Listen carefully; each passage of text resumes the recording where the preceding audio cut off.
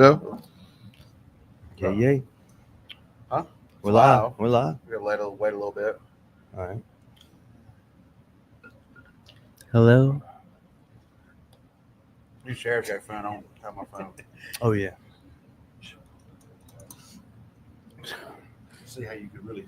Do you like see doing how a I long feel format? I did one of the Gary V books you're in. I thought that was cool. Yeah. You Gary Vaynerchuk book? Yeah, he was in a fist one, right? Dude, what I was the love name of the Gary book he Vaynerchuk. did? The book was I think it's something fist or punch. And it was a Q&A they did with him. yeah. Damn. Yeah, and he uses, if you do the audible, Right hook or something. Yep. Right hook. Yeah. jab, jab, right hook. Jab, jab, right hook. Yeah. This should be live. Yeah.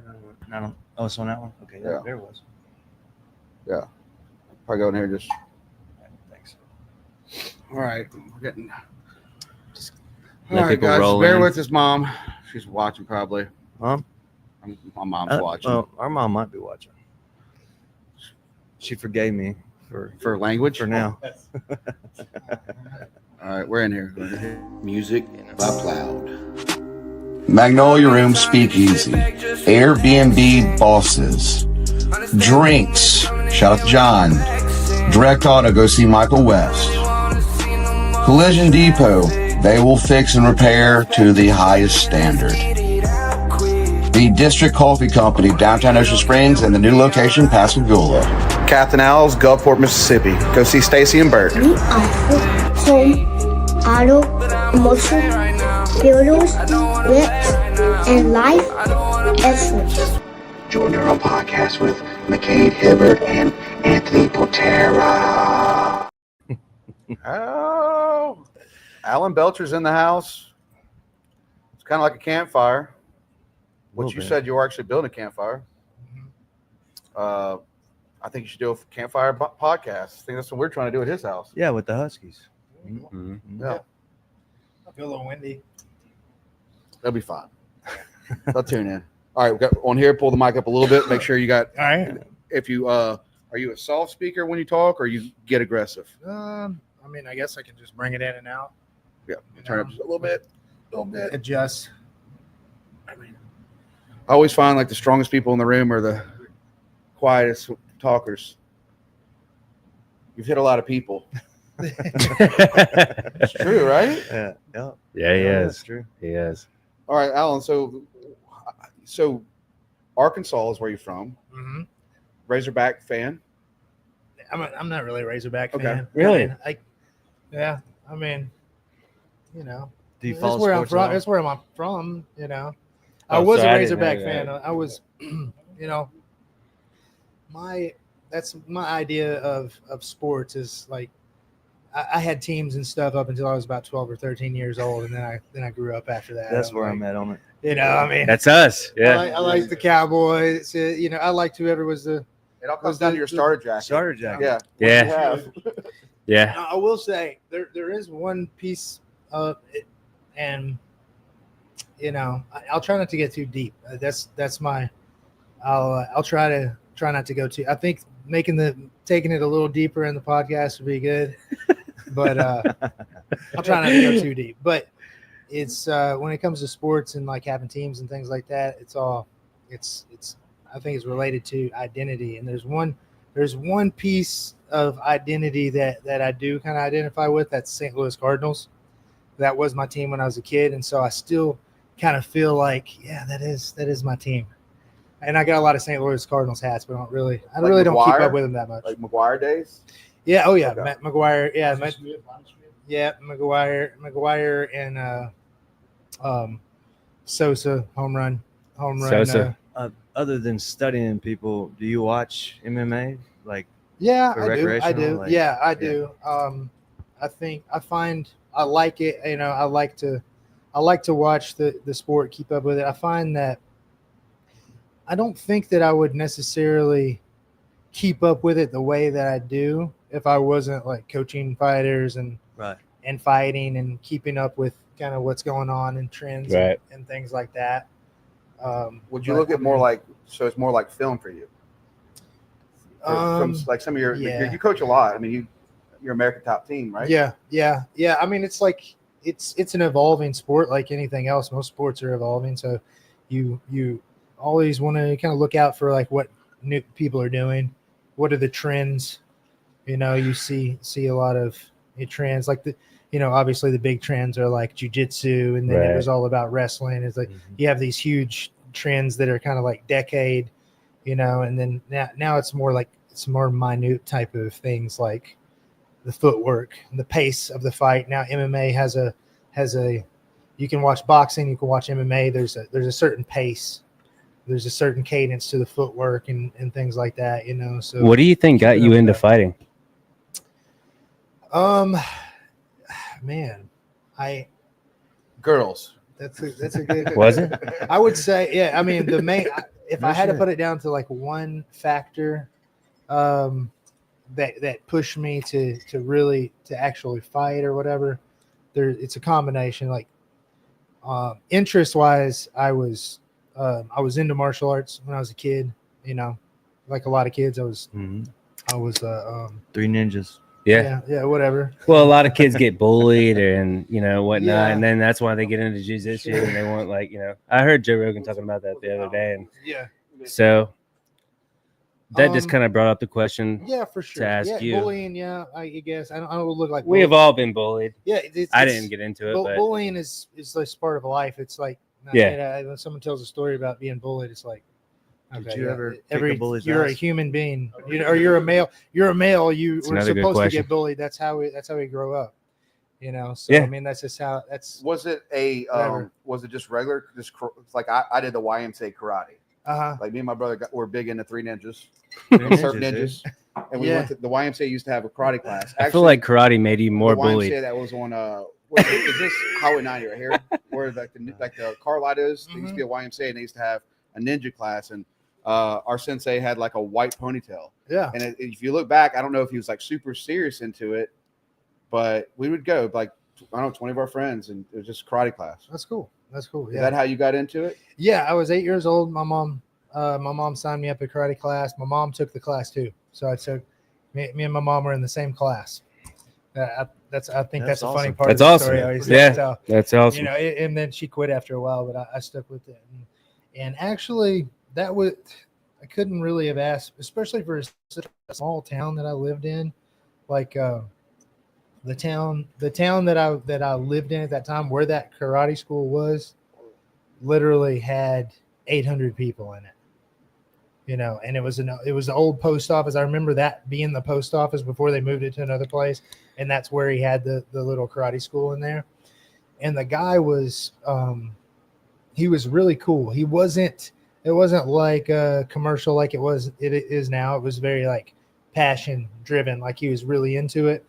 And it was really, obviously like a karate black belt or something, but also like studying jiu-jitsu. And he's the one that introduced me to UFC and different types of fighting. And, and that was, there were some people in the 90s that were really a certain type of person that was like the modern day MMA enthusiast or MMA practitioner is very like open-minded as far as like whatever. So that was like the Ultimate Fighter. No, pre-Ultimate Fighter. Well, you're talking about like way before he's talking teenage. We're like talking 90s. 10 12 years before Ultimate Fighter at least. Well, UFC was I'm talking about when I was like 8-10 years old. So he was handing you VHSs. Yeah. So I mean, when I got in, and he introduced me to UFC. And then between, that age up until about 13 or 14, I watched all the UFCs, all the MMA any type of fighting like that from the video store. We had to rent the video and bring it back and all that type of stuff. Oh, yeah. 2-day run. Yeah. Rewind. Yeah. 50 cents. You don't rewind. That's how I got into it. Were you like watching their moves and recreating their moves? Oh, well, yeah, like 100%. You know what I mean? Like 100%. That's how it starts. I mean, yeah, wrestling and grappling and stuff in the living room, putting on boxing gloves, sparring dad. Me and my buddies taking turns boxing my dad and stuff like that. And fighting each other and then recreating. But were you in like? Did you know you're in love with it? Where your friends were like, "Hey, Alan, chill." Yeah. Oh yeah. So, That's exactly right. Okay. You're Yeah, getting yeah, really yeah. good at this. Yeah, like Alan, what are you doing? You're like, yeah, no, that's it. You come to my house, then you're going. Everybody's going to wrestle in the living room and all that. We pull everything out and the floor, and Couch I know what I'm cushions. doing. So I'm going to beat everybody and teach everybody a little bit of stuff because I'm always ahead of everyone, you know. But that was kind of the experience back then, and then and then the next phase was when I started going through puberty. It was like it became really serious because then I was like, oh, I already kind of have a head start at this, and this is how I can like kind of be somebody in my school or whatever. When balls you know? drop. Did you know how big you were gonna get? I didn't. I really didn't. I didn't. I mean, I got really. Once I started shooting up, I got really big, like between 13, 14, something like that. I just went. That's about that age. I was short and chubby, and lost all my first fights. Just got beat up and stuff at school and that type of thing. And then when between 8th and 9th grade summer, I just shot up like crazy. So I was I hit the ground running with that. I was like. When you Boom. showed up, I wasn't fat anymore. I was shredded. I was lifting weights. I just went from short and fat to just like He's boom, 6 inches taller than everybody else. I went to 6 foot tall. At that time, though, even during that summer, where you knew in your heart or mind that you want to compete, did you already kind of know the path that you're going to compete? I think so. Yeah, I think it was kind of happening all at the same time. I think the hormones, what was making me grow in my mind was I was starting to think, I can do something with this. Exactly. I can do something. Yeah, with everybody's this. doing football team and you're in the gym training to be the ultimate fighter. Yeah, I did sports and stuff too, but I was always, training on my own in my garage and stuff. I had my own little setup there and did a lot. Did you ever throw ninja stars in that garage? Of course. We were just talking about this the other night. Ninja stars work. I know. And we know they work. I'm seeing that garage. In my mind, that garage has got like all his favorite fighters, and then there's a ninja star throwing area. Definitely a punching bag. Dude, you're not a real fighter unless you have ninja stars And in at your the time, garage. because if you come in the situation of like you come into professional fighter 2004, there wasn't a lot of gear. You couldn't go down to Academy or Walmart and get certain gear for you. Like, did you have to use a lot of boxing gear? And Yeah. I mean, 2004 was a little bit of a different time. I was in let's see. So I graduated high school in like 2002. I had my first fight when I was 14. That's another interesting story. I don't get into it that much, but I fought an adult and won let's get in that story. When I was 14. It's really. It was that's kind of all right. I'll give you the brief rundown of it. Is so the original guy that got me into martial arts, he was learning from another guy that was more advanced and stuff. That his name was Max Bishop, and he's very legendary in my area in like Northeast Arkansas. And he's like a real live cowboy. He's like really, you should look him up. Like he has a Facebook page and stuff. He's a wild dude. He's one of a kind. You never met anyone like him. And just big martial arts background in family tradition type of thing. Him and his dad were like in the CIA and stuff, all kinds of wild stuff. Trains horses. Now he's into mules and does like kind of really extreme. So he was the guy in the town everybody knew, leave alone. Yeah, kind of like Commando. Kind of, yeah, something like that. And so he had a martial arts school where it was kind of like first of its kind. So it wasn't a traditional martial arts, but was more based around like Brazilian jiu-jitsu style and grappling and kickboxing, Muay Thai kind of blend type of thing or whatever. And that was about 45 minutes drive from where I lived. So I would catch a ride and get to go there sometimes and go there train. And actually when we were kids, my parents did like some deals with him with like horses. So he traded horses and had a big ranch and stuff like that.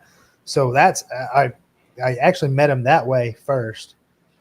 And so back then he was promoting these fights in this little, it was kind of like a little sports bar at a hotel. And I think I was about 13 or 14 when I first started training with him. And my dad told me about these fights that were going to go up there. He's like, Max Bishop with the horses and stuff, and he has these fights. So we went up there to watch the fights, but kids couldn't get in. But my dad was like gung ho on trying to get us in there, So we go around to the other side, whatever, kind of snuck us in. Or my dad pried open this doors. The first glimpse I got of watching MMA live. My dad pried open these big wooden doors. That's awesome. And then me and my friends were looking inside, and we saw the crowd going crazy. And we saw the guys fighting there. And one guy is sitting on top of the other guy and with like a full mount, just raining down ground pound, with cut off jean shorts. That's the first glimpse I ever got of like. Were they betting? They were betting. They had to been betting. Somebody's betting. I mean, I think everyone was just drinking and cheering and That's stuff. fucking awesome. Yeah.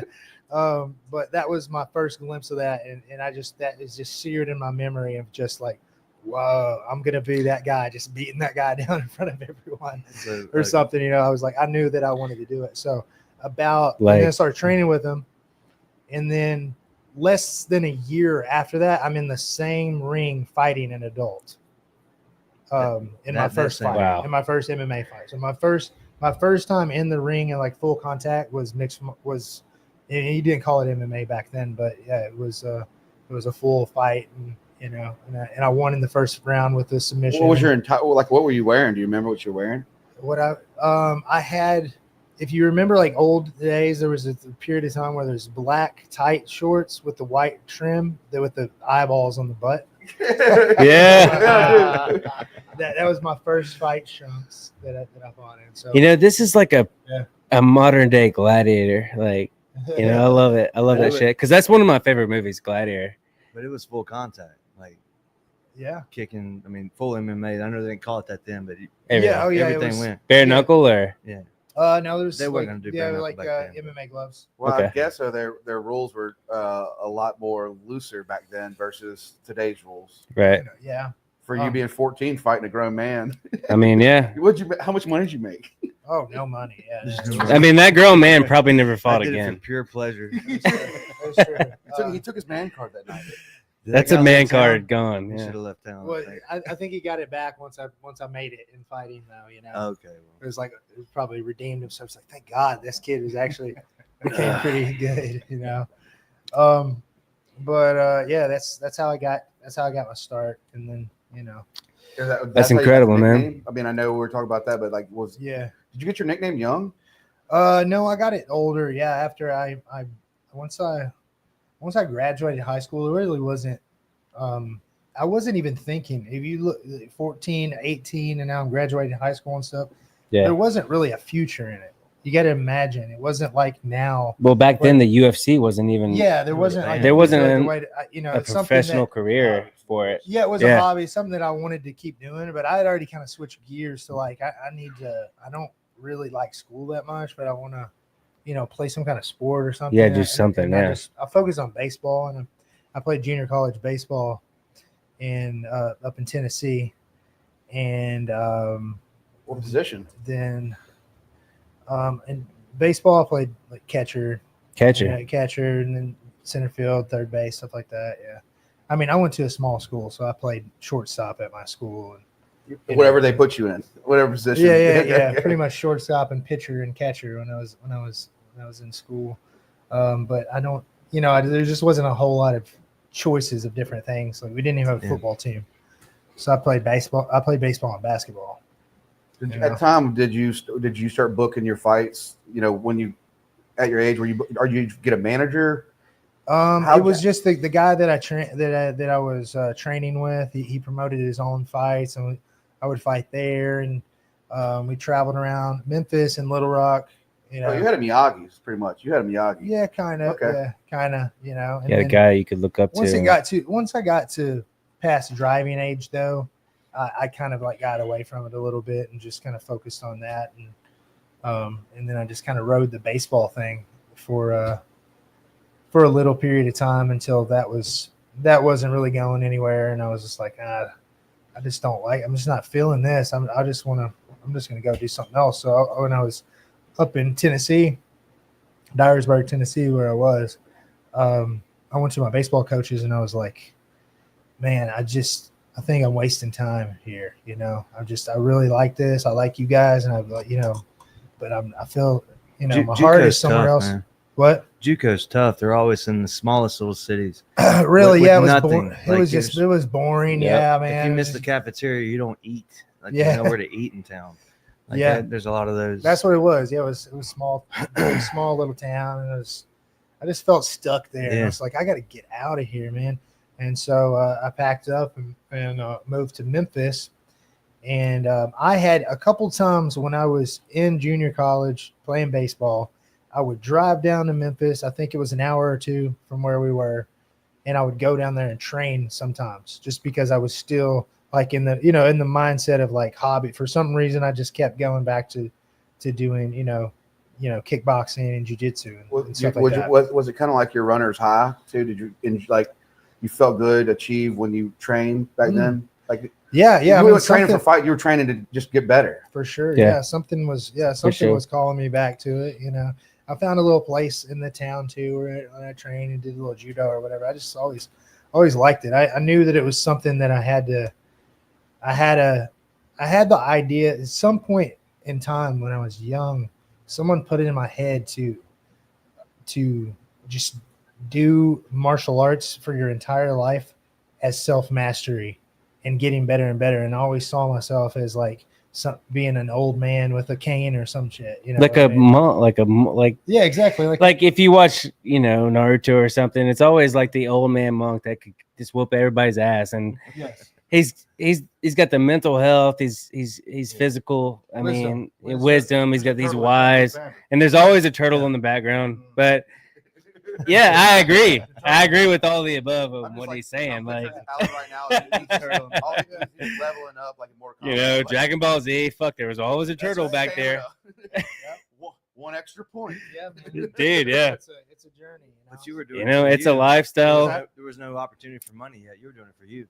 Yeah. That I was, yeah. There wasn't opportunity for money. I actually, I met some guys there, and just whatever reason, I think it made me feel good about myself. Yeah, you know, it made me feel confident because it was kind of my craft that I'd already put time in or whatever. So, I moved with a guy there in Memphis. He got me a job with him there to make money, and we were training every day. And that was kind of the beginning. That was the first beginning of like everyday training on a team. And there was the guy that had the gym there, Jeff Mullen. He was a UFC judge at the time. So there was some connection, and he promoted these fights every month on Beale Street.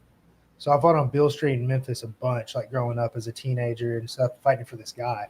So and then I'm training there at his gym, and we're working every day. And it still wasn't like a lucrative like career or anything like that, right. You know. But my whole point to get to this point is where the nickname. That's when the first game. I didn't have a nickname until then. The town. So I came there, yeah, and so he had a fight coming up. He was like, "You want to fight on this card?" I was like, "Yeah, of course I do." So he had the fight poster. My first fight poster, getting on, had all the guys from the gym, and I was on the fight poster. I was like, "This is cool. I'm on a fight poster." And he was like, "You need a nickname." He's like, "Alan the Pit Bull Belcher." And I'm like, "That's the most generic." I know there's like 10 fighters with that same nickname. Like, what do you do? It's like we got to come up with something else. So I came up with the idea, or I didn't come up with the idea. There was a moment in time when I realized that's what I wanted to be called. So no one came up with it for me or whatever. It was just kind of, it was actually when we went to the venue, and there's like backstage, there's like a door for, I'm trying to think of what some of the doors said, but where my dressing room where we go on, it said talent. Right. So it's like the green room for the people that are going to go, because it had like a stage and stuff, you know? So like there's like bands and stuff. So it's like talent. So, I mean, I was like, oh, this is like my name is on the door type of thing. I don't know. It all just Dude, came together. I was like, that's how you came up with your name. That's that's exactly that's incredible, bro. That's how I came up with Like it. the talent. You're And the it kinda- talent. It rang. I thought it was Dream. I was like, Alan the talent. Until now, I never knew that you were lifelong into fighting and you were a beast from the start. It sounds like. So to have your name on the door, the talent, like you're. Can you imagine if it was Pitbull, Like, though? That would be my name on like. You remember the Xbox, the boxing? What was the ultimate boxing? 305 would be really mad right now. Mr. 305. Yeah, Well, that's how it happens. Though. that is. You're Man. like, and that's how things do you like still that. have that poster? I probably could get my hands on one. Yeah. Yes, it does. It's probably had like Budweiser back in the day. Had like the smaller, just like that's something to be proud of. Yeah, That's incredible, That was bro. it. But yeah, I mean, it's all. I knew that I had to have some kind of. You had a knack at it. You knew. Yeah. Oh yeah. I try to steal all of Brandon's fight posters so I can have them for a collection. Make his ass sign them. Mm-hmm. It's cool. Might Like, be I worth mean, something. huh? Might be worth something. Well, just for me, I like his tickets, and I like just having that situation where it's like, I want to go back 30 years from now, like when I'm. It's a funny story to that. And see, like, hey, Brandon, remember this? Remember this? I watched your podcast with him earlier. Guys, it's Brandon Davis, one of his brothers in the fight world. But I watched your podcast, and it's like, Brandon, no beard. He's like, I might need to go back to the 5 o'clock. It's like, yeah. But no, I love that poster. The posters he has, I think it's cool. Dude, Alan's a contender with beards on you right now. Yeah. Like, dude, Fierce. Oh, I love Alan, it. you can have it. You can have it, Alan. How does mine compare to that? Who trims your I'm beard? thinking- I think it's this Um, as long. Yeah, I really just trim my own beard. I do too. I have scissors. Alan's is a little thicker. I was gonna Is it say. really? Are you using Well, I oil? mean, Oh yeah, yours is way thicker. yeah, but Are you using and oil? mine's not filled in right here. You got more of the Lego. I don't use Okay. oil. I have a. I can't do oil either. I have a leave-in conditioner. Do you have sensitive skin? Yeah. You flake and all that? Not as bad, but if I down here, Okay. it gets bumps. Yeah. So I just don't do oils. I do conditioner only. I can't do oils. How often?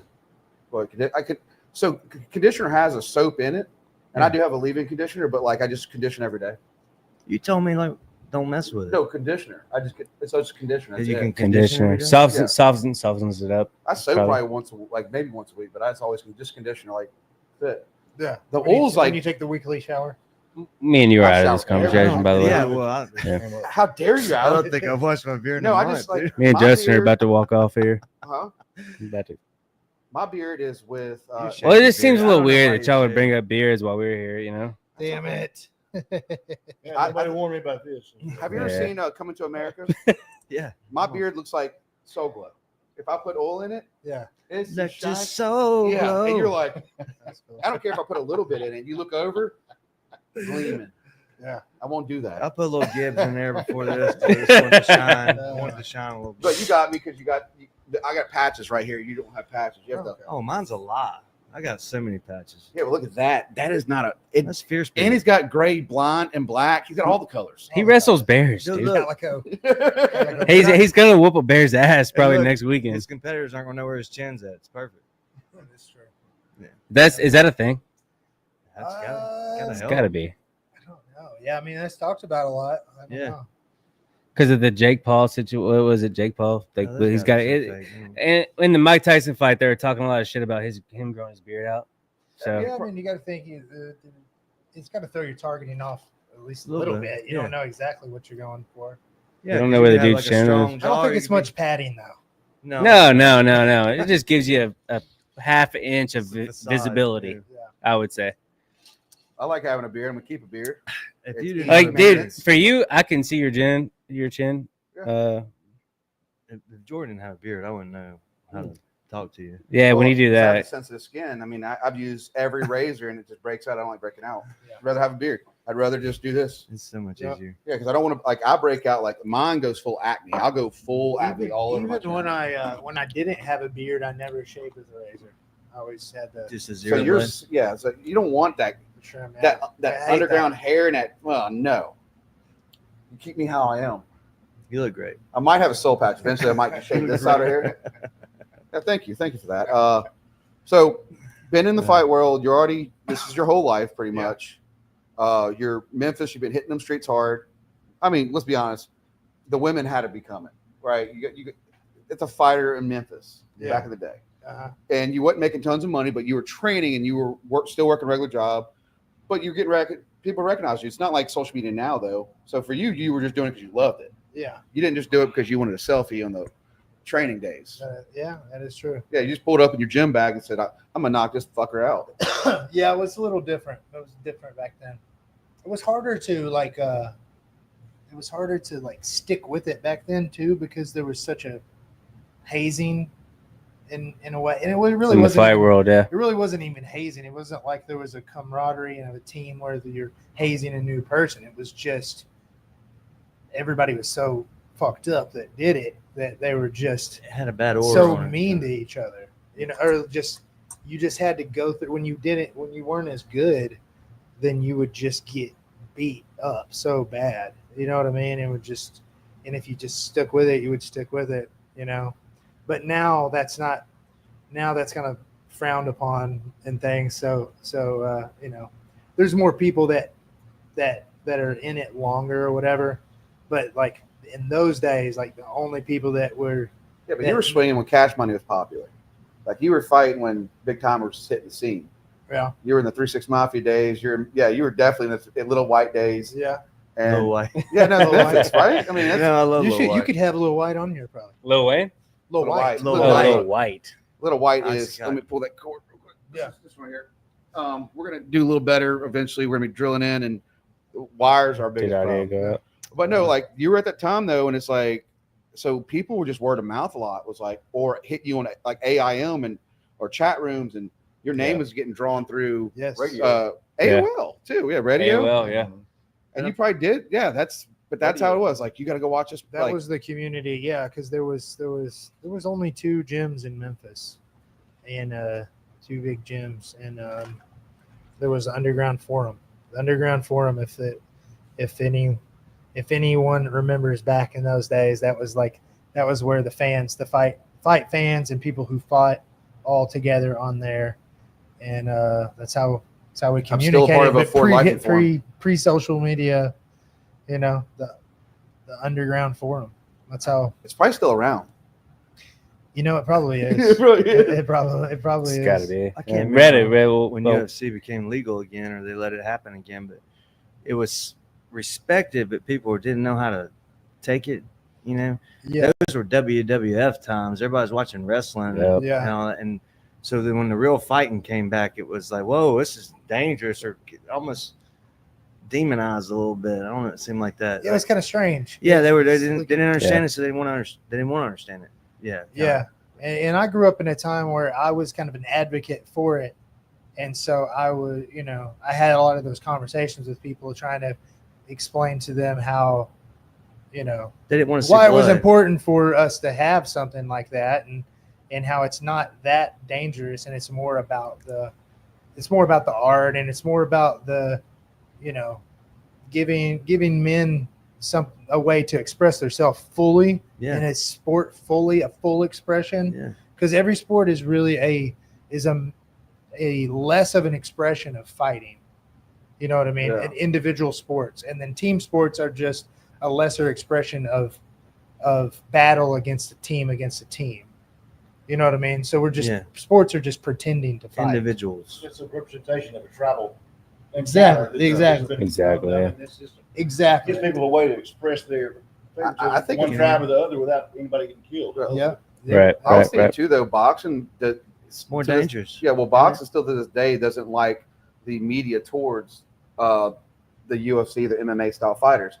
I remember my stepdad when he had the black box, the DirectTV black box in the 90s. We'd watch Ken Shamrock or. Oh yeah. Me and my stepdad would like in pay-per-view. We'd sit there and watch The Ultimate Fighter. Yeah. And it was fucking. They hold. What was that? Is it Tank? Who was one of the other guys that was just crazy? Like one of the top fighters. I forgot his name. The UFC. Tito Ortiz. No, before him, No, he was like the before him. mustache guy. No, like the cowboy. Dan Severn. Yeah. Sylvius or Yeah. He was Russian. Andre Arlovsky. Hunter Arlovsky, yeah. But it was a whole different. There's a lot of different eras. There's a lot of different eras. But it was compared to like a boxing thing, and you. Yeah. I mean, it's like, you watch your first Ultimate Fighter, you're like, what is this? Is this Mortal Kombat? But who gets punch drunk? The 16-ounce gloves, 15 rounds gets punch drunk. I mean, but then no one wanted to see blood. It was like, oh wow, somebody's gonna get cut. This is inhumane, almost. But it's actually safer, right? Safer than boxing. As far as brain damage. Yeah, I would say so. Yeah. Yeah. I don't know much about the sport, but I would think that you would first look to whoever's business was threatened by your up and coming sport. Yeah. To see where all the. For sure. And then second, when did danger get to be so dangerous? I mean, what is danger not just a commodity? I mean, it's the whole point. If it was not dangerous, when you realize every sport, NFL, all of them, I mean, who would watch they're all made through betting. Yeah, it's a betting game. I mean, it's what it is. You're betting. You wouldn't have these big sports without betting on. I don't imagine there's over $1 million, way over $1 million that was during his career bet on Alan Belcher in fights. I'm betting on Alan every time. But I mean, that's what I'm saying. We bet on Alan every time. Heck yeah. But I mean, that would be because let's say, and then I remember the first time I got to watch you, actually watch you fight. It was Brandon Bailey's bachelor party, probably 15 years ago, maybe 20 years ago. Like it was Brandon Bailey. I think he got married in like 2008. I don't remember the exact day, but we're in Destin, and everybody was like, "We got to go to Hooters." And I think you're fighting in like Vegas. Hooters. And, in Destin, and we all. I mean, that whole entire fucking place was packed, and they're like, "Alan the Talent Belcher." And I mean, you couldn't get a seat there. Really? We're on a honeymoon, and that was my first experience. Wow. To watch it, and everybody was screaming. That's cool, man. Dude, when you won the... Can we talk about this? Yeah, when you won the BKF BKFC heavyweight championship. Heavyweight bare knuckle championship of the world. Okay. Yeah. It was Arnold Adams. Is that right? Me and Paige are ringside, bro, and we're watching this thing. That was wild. You had the whole Gulf Coast on your side. Sitting down, like it was. No one's sitting down. Yeah. So you know, there was a count. I think you were figuring them out. That had to be wild. But that arrogant son of a bitch came over to our side when you were getting a count. You were down. Threw his arm like this and like laughed at all of us, and it pissed the ref off something awful. He laughed at us. About 25 seconds later, you laid him down. Yeah, dude, it was like watching the Equalizer. Somebody got kicked out next to us, dude. Like it was Denzel, like you like Denzel on the Equalizer. It was epic, dude. Yeah. And then he got back up, and you laid him down again, and you won. Like, oh my gosh, it was the biggest. That's the most energy I've ever felt from a sporting event in my life. Did y'all hear it smacking? Did you hear it? We were ringside, brother. Like we're there. Like his sweat is hitting my.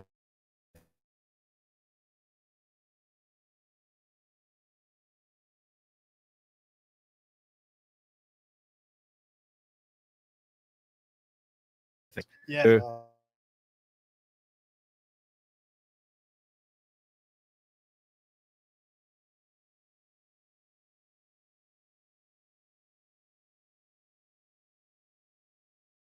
Punched in the eye. Definitely wasn't a finger, but I did get punched in the eye. But that was a nice one. Yeah, I mean, I honestly had a hard time kind of mentally getting back into the couple fights that I've had since then. After that fight, because of how kind of an epic of a finish that was. You know what I mean? And I had been going for. I had been trained. I trained for about a year to come back into fighting, and then I had been on like a 2-year streak, just boxing and going in bare knuckle. And then my goal was that belt, and I was like, "I'll get that belt, and then I'm going to do something with that." And I had more plans past that, but I was so focused on that belt that since I won it that night in that fashion, with that energy there, and just you know what I mean, where I was literally like I couldn't see, and I was just like in a real blood sport movie or Rocky movie. Dude, yeah. And I was like, this is. I felt like I was in it. This is what you've been waiting for your whole life. You know, everybody wanted to buy more. Yeah. For that, like I'll pay more for the ticket to see this again. Like it was. No, you grew that sport that night. You grew that sport. Yeah, it was. It had fucking epic for sure. It was epic. Unbelievable. Did you get to keep the belt? Yeah, I got to keep the belt. It's amazing. I don't know. I mean, I hope it's hanging up at the house. guys, Yeah. did we lose connection real quick? Right next to the Happy Gilmore. Real quick, I want to hit this. Your sister says, "Hey, what's up, Oh, Drew?" off. I don't know. It just popped up on the screen. I just to make sure. Can y'all hear us? Then we have Drew, Alan. Any good street fight stories where people challenge you once you become known? You can't afford that. No, actually, I don't really. I can't say that's really happened since. Yeah. You got Cody Sensitive, so 6 in here. Yeah, Brandon Davis, so we can hear. Jeff, what's up? Brad J. It Cody. just froze up on this end. I guess it Yeah, popped it's up. froze I up. apologize. It just popped up and it said like not connected. Sean Renee's in here. Champ in the house. Sweet. Shit's frozen. Are we moving? Way back. A lot of these guys know. I mean, it's frozen on the screen and I can't see nothing. Huh? Maybe we're getting so much. Can we why is it frozen? You can hear, but it is frozen. Hey guys, give us 1 sec. Video, audio works. Just take your time, man. Vid good. frozen audio works. This show's incredible. I think everybody will wait. I'll take some. I'll take it in the water. Yeah. Tequila. Lindsay. If there's a, Give if us there's 1 a million second, guys. people watching, does that freeze it up? Probably so, huh? I don't know. It's still frozen though. Is it the internet? I'm gonna reload this.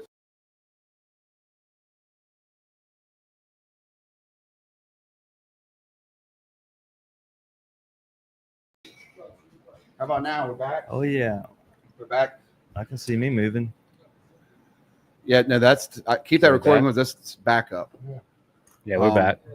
All right, I got it. All right, well, I've got to go pee.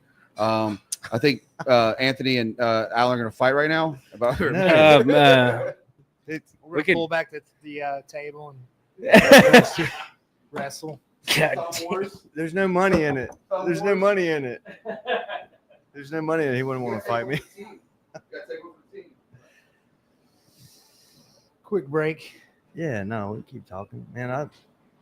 But when I told Lindsay that, I'm in it, man. Like, and the way you handle yourself, you're just such a class act when you come in here, and I love our talks too. Yeah. When we get time, when we're not rudely interrupted or whatever. Uh-huh. But we did talk one time about, I don't know if you've entertained it anymore, like an all-out free-for-all. Who's the baddest man on the planet? Bare knuckle, full MMA. Yeah. I mean, you probably have to do it. Not in America, but you know what I mean? Like, just anything goes. Yeah. I mean, maybe not like exhibition, like, you know, let everybody be in their weight classes, but like bare knuckle, full contact MMA. Is that going on yet, or I'm missing it, or? Bare knuckle MMA. That's what GameBred is. Oh, okay. Yeah, That's I don't kinda the follow idea. as well as I should. Yeah. Yeah, that's what GameBred was. That's what Brandon fought in, where they're trying to overturn the fight that he won and knee the guy in the shoulder. The discrepancy. And they haven't been able to overturn it yet, I don't think. But yeah, the GameBred is a bare knuckle MMA. But yeah, I mean, it's one of those things you never know, because, you know, John Jones is the baddest man on the planet as far as MMA goes. But when you go to bare knuckle, you know, you never know, because it's all about the way the person reacts when they get hit by the bare knuckles, you know. Yeah. That's another layer. That's another layer of kind of keeping your cool, you know. Yeah. It hurts. Yeah. It's you know, it's the famous Mike Tyson saying, everybody's, what is it? Everybody's got something to say to the everybody's got a plan until they get punched in the face. And once you get punched in the face with your bare fist, shit hits a little different, Dude, you know? I love Tyson, and I can't believe he sold his out like that to make some money. I think it was fight. a sellout, but you No, the know, whole fuck. thing was I mean, Come on, man. You know you're a legend. Yeah. I mean, I know the bills are coming in, but it's like, can we just get Alan with Jake Paul right quick so it can just make a quick meal? I think Mike Tyson's attitude was just like you couldn't tell that it was just kind of a money making. I mean, we knew going into it. We knew Because I got to honestly, say, But now the Tyson brothers are was gonna fighting, go bro. after him. No, nobody's gonna watch that shit. Who's gonna watch that shit? I'm not watching that shit. Me and you fought. We didn't get paid. No, hell no, we didn't get paid. God damn.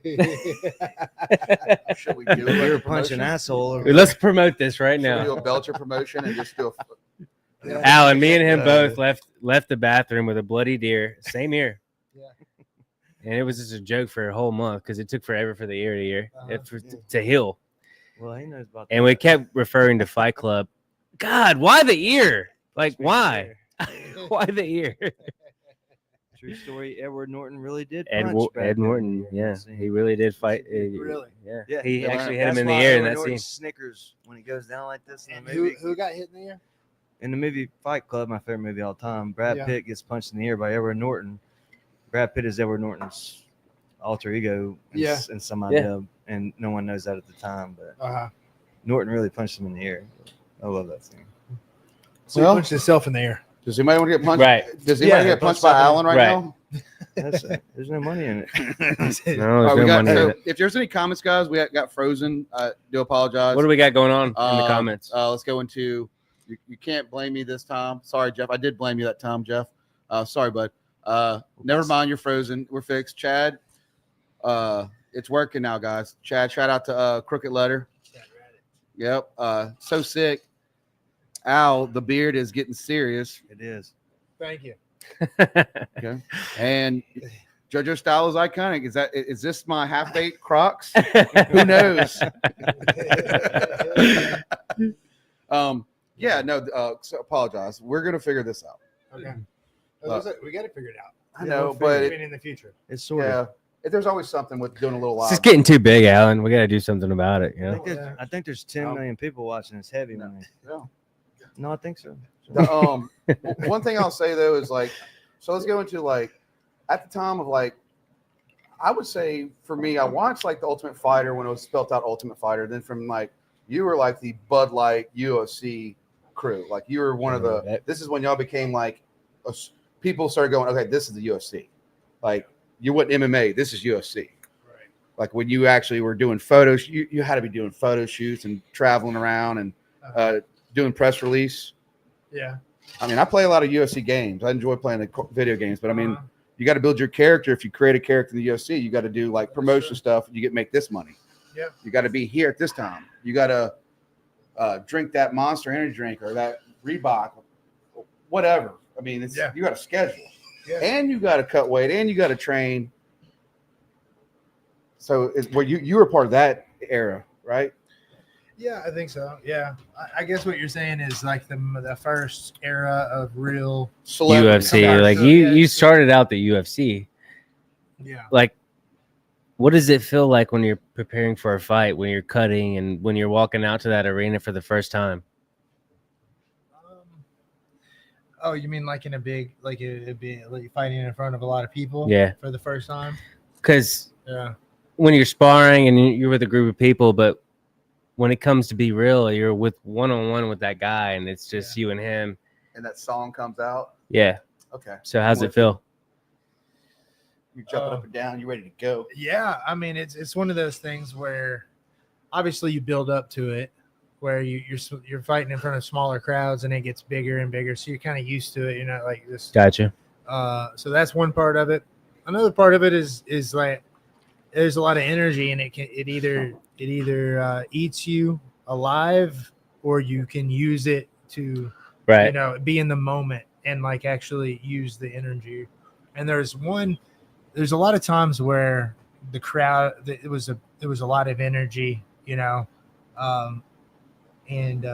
not sure if it really helped me or hurt me or whatever. I had some good fights and some pretty big shows, but one time where it really did totally just eat my lunch was the fight that I fought. I fought a Canadian guy, no-name guy that was a local, maybe like a, I don't know, a local. Let's just say a Canadian. He was in Montreal. He wasn't a French-Canadian guy, but he was a Canadian fighter. And it was probably his only UFC fight. Maybe it was definitely his first UFC fight. I couldn't even really get much footage on him or anything. And so I was like, I'm gonna win this fight. I'm gonna beat this guy, because I had a 1 or 2 fight win streak, not a 1 fight win streak. I had like a 2 fight win streak or something like that. And so I had a fighter that I should have been able to beat, but the crowd was so insane that it really did get in my head, and I had the shittiest performance ever. It was 80,000 fans in Montreal, and underneath, when we were in the locker room warming up, the crowds were chanting and whatnot, and it was just like... You're saying you fought a Canadian dude? Yeah. I mean, absolutely. That's gonna eat you alive. Yeah, the Canadian fans were wild, and it was 80,000 people. It was the biggest crowd I've ever seen. I mean, probably 3 or 4 times larger than That's what Brandon was telling me. It's a mental game. Well, do you think they think about that when they're scheduling these fights? Like, some guy's gonna be obviously, yeah. I mean, I think they putting. It's like you're selling tickets. You have a fight and like Montreal, you're fighting and you're fighting this guy from fucking Toronto or whatever. Yeah, like, they're gonna go flag first. Yeah. I mean, they're gonna go flag, and that's gonna make you feel like God. Like Alan Belcher fights here. The U.S. flag come out of Biloxi, Mississippi. Yeah. It's a crowd. I mean, it's I don't know. Well, I got beat. Yeah, I that sucks. Totally froze. I had a bad weight cut too. I can't blame it all completely on the weight cut because I had a lot of bad weight cuts. But my mind, I remember the roof was like shaking. Yeah. The crowd was so crazy. It was unreal. It was like an earthquake. It was like, oh my God, that's what 80,000 fans It's like the Coliseum. Yeah. And I just remember just being like zoned out. They're like, hey, did you have earphones in or anything? It's your turn. Your time to go. And I'm just like zoned out. I'm like, oh, come on, let's go. Get ready. And I couldn't get in there. And I started in the fight. And the guy was just like laser focused in. He had nothing to lose. And was just like, I'm about He's to got 80,000 fans coming. And I was just, I wasn't really in the zone, And he came and he just fought his ass off like crazy, and ended up beating me. So, but that was one time where it definitely affected me. Wow. So do you think it's the noise that is the problem, or the fact that everybody wants you to lose and wants him to win is the problem? I'm just curious. Yeah, that's a good point. Just a question, not an answer. Yeah. No, I didn't have it. I didn't have headphones. It's kind of like a Rocky IV situation. Well, it's hard to. It would be hard to. Yeah, I think it was probably a little bit of both. Yeah.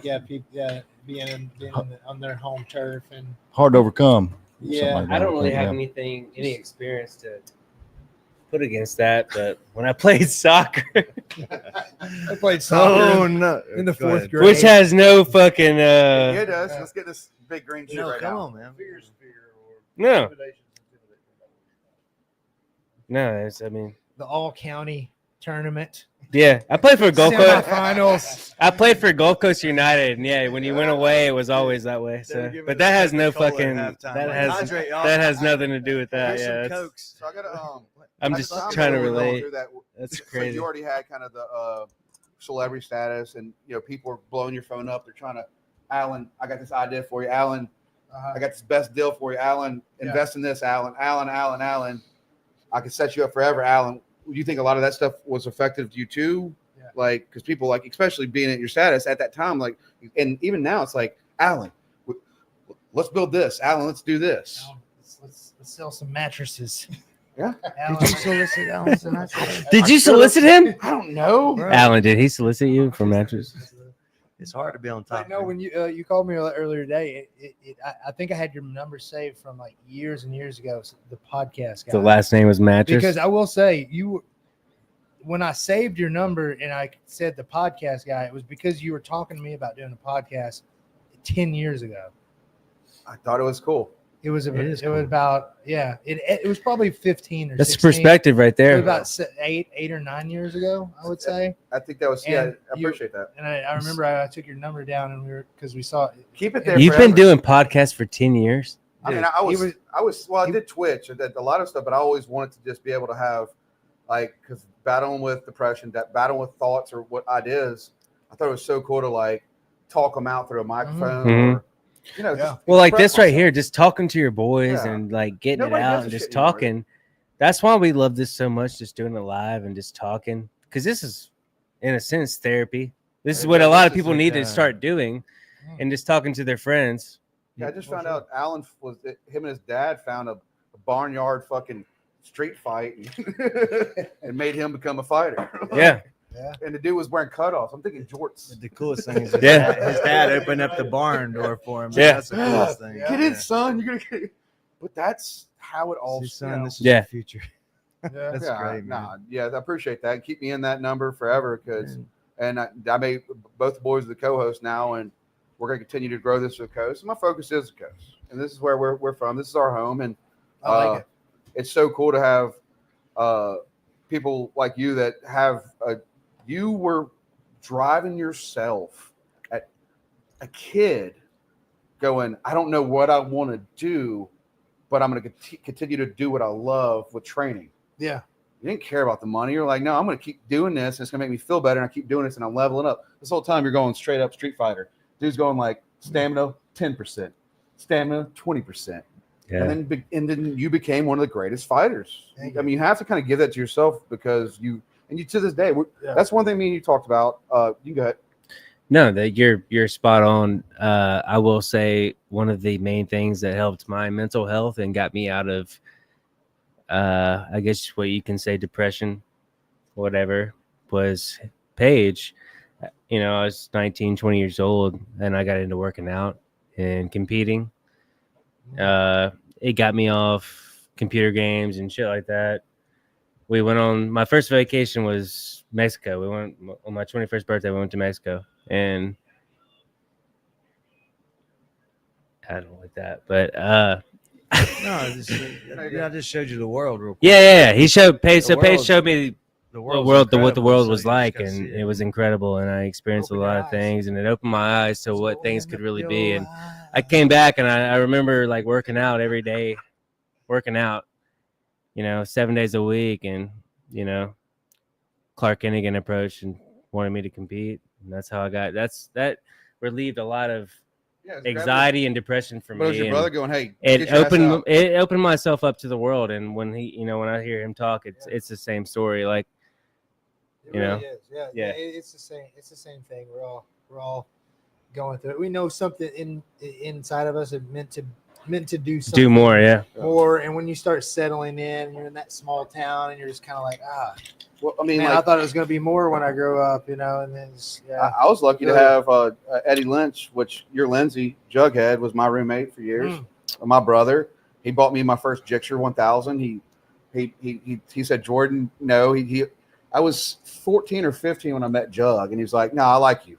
And I'm like, all right. And he's like, you come stay at my mom's house. You come, you know, He likes you. Oh, dude, he took me everywhere. He bought me cars. He bought me clothes. Stay at my mom's house. And till the day he died, we were together. We stayed together. We were always together, but he always was like, nah, we need to get out. No, come on. You're going to go to the movies. We're going to a concert. Because I was, big into video games, but like I had him to go, hey, like There's more to life. Yeah, get your ass out. We're going to go have fun.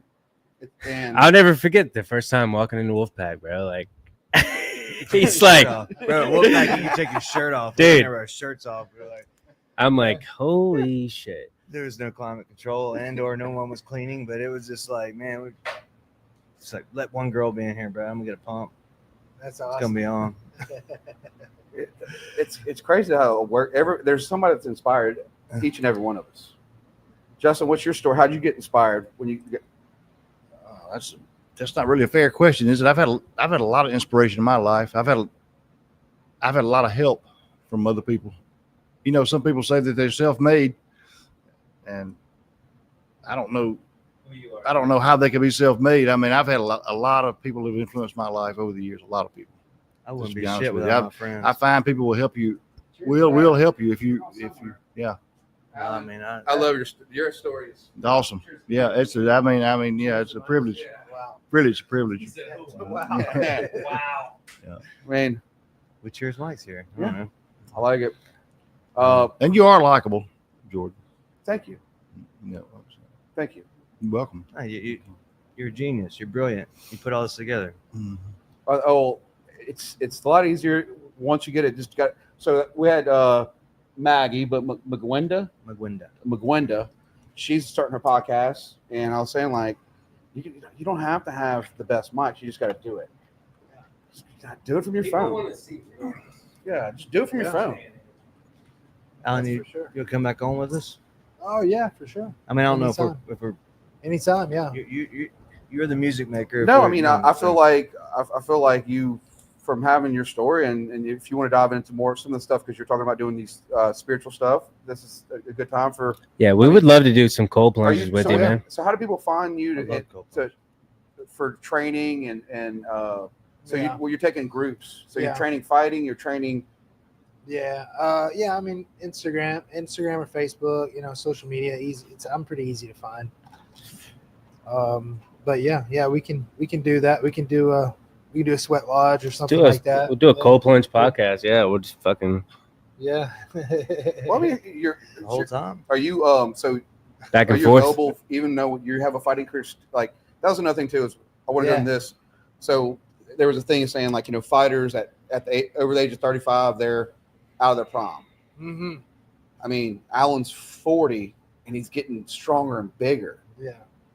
What do you think about that? Well, I mean, there's a biological thing going on there, so you can't do it forever. But a lot of that, I remember when I was turned 30 and I felt like I was old. You know what I mean? So it's kind of it's relative.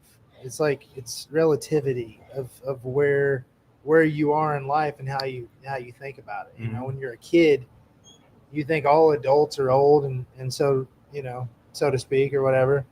But there's a realistic part of getting older. You can't do it forever, and it begins getting dangerous, and things like that. I think for me, the 7 years that I took off fighting gave me, that was time where I wasn't taking damage, Mm-hmm. and I wasn't abusing my body, So I feel like if I would have straight through went through that, that would probably be in a little different situation. But at the same time, I am sensing that I'm coming up on the end of it, So I'm, you can't do it. You can't do it forever.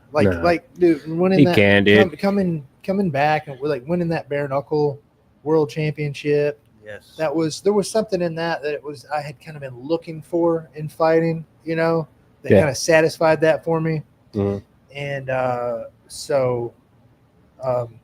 ever since then, it's just something. I do it for a bigger reason, I guess. It was about me up until then, even if I might have said it wasn't. There was something in there that I had to prove to myself or something. At this point, I can 100% say that I don't really have that now. I'm in this for other people now.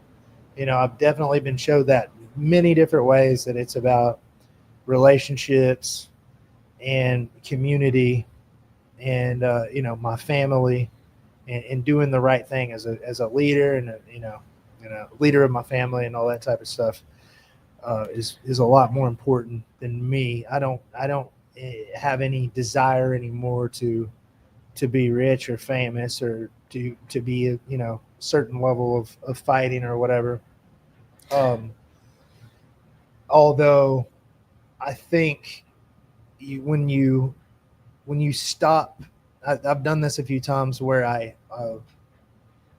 kind of stopped working so hard, and it's really from burnout a lot of times. It's always burnout, man. It's always burnout, and I would get burned out or whatever. And then I have to remember again that you always do need something to work for. So now it's just kind of like a game. It's kind of a game to me. It's like I need something. I need something to do. You know what I mean? Somewhere to go. And You step away from for a while. That makes sense. Yeah. Well, Yeah. Exactly. but you, Exactly. Men you need are that. famous. Yes. Other hobbies, 100%. whether it be. Alan, you are famous. Yeah. Though. I'm sorry. Yeah, you're famous. I don't I'm care sorry what to tell you, but you. Nice try. uh, You're famous. I mean, to the point now where, which I put it in the description, the Global Fighting League, you just signed with them. Yeah. Can we dive in a little bit about what's going to happen with that league? I know you said there's 6 teams. Yeah, it's a team concept. So it's a team. One team fights another team for, that's one event, one show or whatever, and it's tournament style. So each show will be one team versus the other, and then it'll be an elimination, a tournament lasting the year, and at the end of the year, you have the final 2 teams, and all those winners are the champions, I guess. I don't know the exact details. is it like the tag team type concept? No, it's the same thing. It's still 1-on-1, but when you win, your team will get the points for your win. Okay. And if you get a submission So or it's, a knockout, it's teamwork. yeah, Yeah. And you could train with your brothers and colleagues. yeah, oh yeah. Oh, this is I mean, exciting. Yeah, it's interesting. I'm sure there's a lot of different strategies, different things that you can. It's interesting to see. They've tried to do it before. One other time with the IFL, and they failed. And so maybe this will be good. There's more money in it now. It looks good. Makes it The better. promotion looks good on it. The way they, your announcement looked good. Like, it's just, there's a lot of marketing behind this. Yeah. Like, it just looks cool as shit. Yeah. Like, it's like, I mean, I'm cool. excited for it. I think the main idea that the owner probably used to get people interested in it, and that people are most excited about is it can create an economy where your value is how valuable you are to a team, just like LeBron James or something. It's like you have that type of pool. You can't get, you know what I mean? Once your contract's up, now it's like you have multiple organizations instead of just the UFC. The UFC would be one team, so to speak. You know what I mean? If the UFC participated in it, because it's one company that's contracting the fighters. It's like the NFL, NBA. Yeah. So each team has their contracts with their fighters, and then you have a higher like the NFL, and then it branches down into the teams or whatever, So I like it because it'll be a little more competitive, and I do enjoy teamwork. exactly. And the when I say economy, meaning it'll drive the price up of the fighters. Because UFC, there's nothing to drive that. There's like a stock for the fighters now. Yeah. There's nothing that drive that cost up, But if you had equal UFCs, you come out of your contract. Now this person wants to pay you, but they'll pay you more, and then they'll pay you more than that. So now the competition. number. It's That's healthy. why. That's the difference. That's why fighters are in the, top fighters are in the, whatever, 1 to 10 million range. The fighters that the name fighters, and NFL and NBA is So, yeah, in the like 100 million. Some of the fighters, where they range. $30,000 for, like, what is the beginning pay for a UFC fighter if they get in? I've seen some of the numbers. Like, I know it's under 50,000 or 100,000, but then there's the main card where they're $1 million or $2 million. I think it's probably more along the lines of like 20 grand, something like that, or Okay, 20, something like that, 20 or 30 grand. but it's a very different range. Yeah, You got Beyonce, and then you got, I mean, for our boy Sam Newman Thursday night, you got local talent, but I mean, it is a high pay. I mean, you look at a situation like Conor McGregor. Yeah. He was one of the first ones to break out where he's making millions, and you get your ticket cuts. A lot of the fighters don't get ticket cuts and pay-per-view buys. right, yeah. Well, but Connor took a whole nother approach. Like, he's selling himself. Like, that dude. made it, Brand. Yeah, he. So if this goes into a team sport, situation, you might see drafts of fighters as they come up. And I mean, how do they determine who ends up on which team? And I mean, it'll definitely get more competitive. So what they did with this time is they signed like 400, over 400 fighters to a contract with the GFL, and then the team owners are all, they have to put in a certain amount of money or whatever, and they had like a draft. Yeah, So they drafted the fighters that were contracted, and that's how they divided up on the teams. It will eventually get to the point where more money will be spent by the owners that have them. You know, it'll just be a team situation. Yeah, team A sport. bunch of Jerry Jones. Yeah, right. It's just gonna happen, right? Yeah. I think if they could pull it off, like it'd be Scouts for the young guys coming up, and a couple billionaires love their fighters, take care of them well, and they put on a show. And I just always think there can't always just be one. You gotta have multiple. You got to, and that's like you're gonna see it. Like you can't just have one fighting group. You have to have multiple. Because I mean, like you said, it gets to a situation now. When you were fighting the UFC, how many guys were actually on the card? I mean, were signed fighters back in the day? Overall, Yeah, like maybe 300, 400, something like that. probably way Max. more now. Yeah, I think it's in the thousands now. Because Maybe there are like people like that. I guarantee you've 1,200, had somebody text you or call you or email you going, "I got in a fight because of you." Oh yeah, That's cool. Like you're That's like an very action figure. very cool. Yeah. Yeah, I mean they should. UFC. Do you have an action figure? No, I don't think so. Could have. If I did, I wouldn't make any money. UFC makes all the money off of that stuff. Well, That's why that have you heard of the UFC lawsuit? Have you heard of that? No, Class we action haven't. lawsuit? gonna get Every into fighter. But no, I've been in it for a long time. it? How long has it been going on? It's been going on since 2014. Oh wow, Yeah, it just settled. They were trying to make recently. action figures. Everybody's gonna get about $139. Well, no, not just for action figures, but it was the contract, like the contracts were very one-sided, and there was a lot of issues with the contracts. Yeah, a lot of issues with the contracts, basically what it was. And, Gotcha. yeah, so a lot of people are getting Yeah. paid. So you got paid. Yeah. Did you get a one wheel? Damn it, boy. Did I buy a one wheel with my money? I mean, you're right. I mean, because they do the situation where it's always like a 4-fight contract or 5-fight contract. So like I mean, and it's the contract's always in their favor and not yours. Of And course. you don't really have, you know what I mean. There wasn't like a lot of option. It's like an automatic renewing contract too. And what would happen is, say you have a 3-fight contract, you're on your second fight of your contract. This is your livelihood. So you're like, okay, I need those 3 fights. It'd be awesome if I could do 3 fights a year, you know? So say you would get the 2 fights, and maybe the fight would be like one this year and one next year. And you're like, damn, I need to fight more, but I don't have any control over that.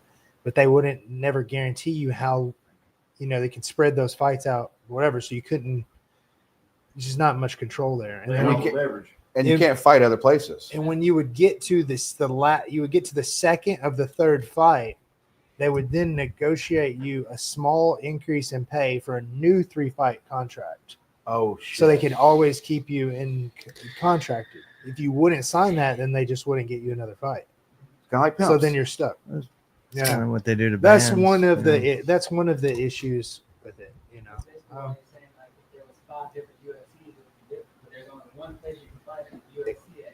Exactly. Yes. Competition is healthy. Right. Uh-huh. It's all because they got rid of sponsorships on shorts. That's another thing. That's another story. It's serious. Yeah. So I was fortunate. I was at the very peak of sponsorships. So back in UFC 100 in 2008, it was a very was a big event. There was a lot of big fights on there, and I was on the main card. And my contract at that time was about $50,000 to fight $50,000 to win, and my sponsors were exceeded 100,000. Yeah, from sponsors on my shorts. What'd you have, Copar? What? What'd you have on your ass? We had a lot. Yeah, we had a lot. It's everything. We had a sweet. Like you remember I don't remember who we had on there, but we had a lot, and it was just it was the heyday of sponsors. So you're looking at these big, anywhere from, and I had a lot of fights that were around that time. I remember when I first made 25 and then 50 from sponsors, and then it was getting to be like in the 6-figure mark, and then UFC cut the sponsors, and then you know what they cut it to, where all the way down to $2,500. So that basically, if you don't know what I'm talking about, you used to be able to get your own endorsements and wear your endorsements and have a banner and that type of thing, right?